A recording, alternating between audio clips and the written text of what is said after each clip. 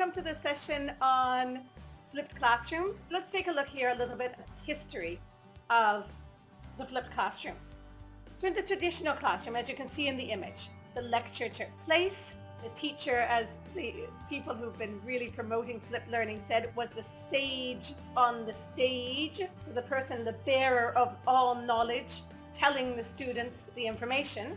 Whereas if we look at the other illustration on the right, in the flipped classroom, the students come into the class, the teacher acts as a monitor, as a facilitator, as a guide, as the students are working on different tasks individually, in pairs, or in groups. So these are the basics of the flipped classrooms. So some of the stuff here, the 3 steps that you'd have to do is a bit of technological pre-learning.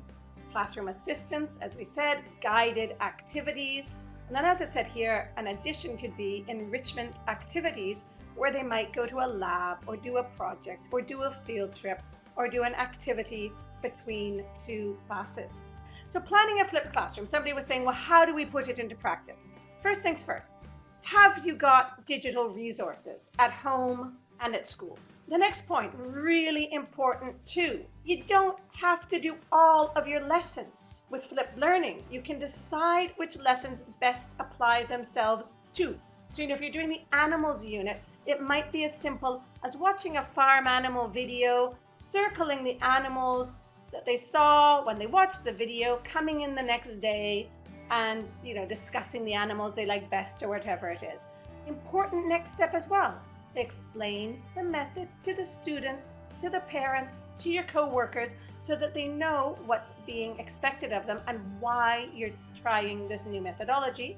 And this next one, I don't know. I don't know if I'm just really torpe or if what it is, if I'm not, meant to be a movie star, but I find it very difficult to record my own videos. Make sure that you plan the activities for the next day in class, have the task and monitor the task during the activities, and then give feedback and get feedback from your students. So this is a quick sort of step-by-step. So one of the big questions here is, what do we do if they don't watch the videos? So one of the ways to do this sort of checking about them watching the video that I've used is this sort of entrance and exit ticket.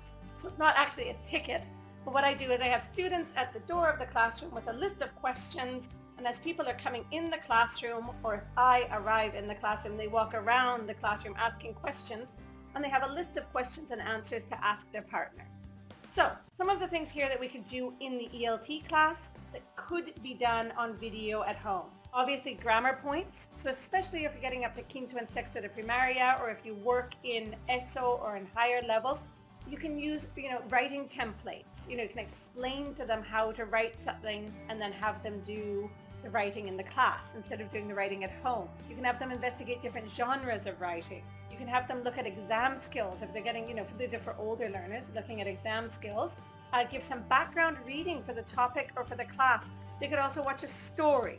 They could watch a music video. They could watch a biography. They could even watch ads. There's some fantastic ads out there, I don't know, like Monty the Penguin. There's some excellent short films, really. They're ads, but they really are short films that the students could watch and maybe talk about how the characters feel or what scenes they like. So any other things you could add to that list?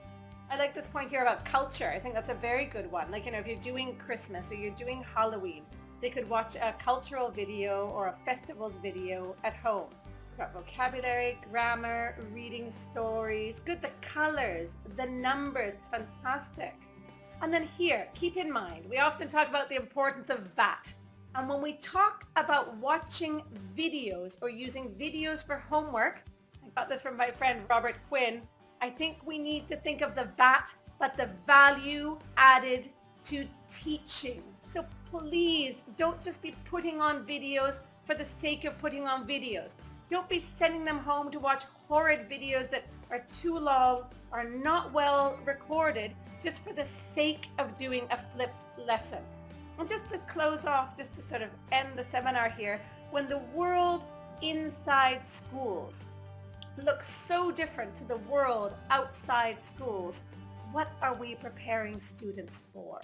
So I think this is another interesting point with the flipped classroom. That, the sooner they're developing their digital skills, looking at the sources, deciding on what they like and don't like in the digital world, the better prepared they will be for the future as well. Fantastic. So I hope you got a bit of an idea of how it works, some of the pros, some of the contras, and it was lovely to work with all of you. Lots more webinars coming, so keep your eyes peeled. And thank you for joining us. Great to see you, Elena and Alex and some other friends from around Spain. Bye-bye. Thanks to everyone.